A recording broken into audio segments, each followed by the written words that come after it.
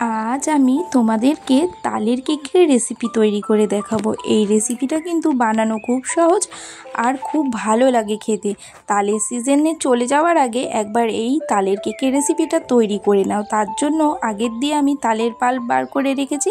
একটা বাটিতে 2 হাতা পরিমাণ তালের পাল্প, 1 বাটি পরিমাণ ময়দা, স্বাদ মতো চিনি, বেকিং সোডা, বেকিং পাউডার দিয়ে দেবো। তারপর সব কিছু একটা স্প্যাচুলার মাধ্যমে ভালো করে মিশিয়ে নিতে শুরু করব। এরপর অল্প অল্প দুধ দিয়ে ব্যাটারটায় আরও ভালো করে মিশিয়ে তৈরি করে নেব। ব্যাটারটা যখন ভালো করে তৈরি হয়ে যাবে, এবার একটা পাত্রে আগের দিয়ে আমি তেল মাখিয়ে, কলা পাতাটাতেও তেল মাখিয়ে রেখেছিলাম। এবার তার মধ্যে তৈরি করে রাখা তালের ব্যাটারটা ঢেলে দেব। পুরো ব্যাটারটা ঢালা হয়ে গেলে একটা স্প্যাচুলা দিয়ে ভালো করে সেট করে দেব।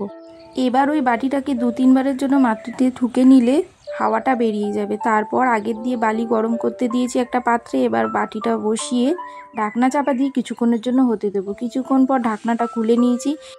এরপর কিছুটা আমন্ড বাদাম ও কিছুটা কিশমিশ দিয়ে কেকের ওপরে দিয়ে আবার ঢাকনা চাপা দিয়ে 30 মিনিটের জন্য হতে দেবো।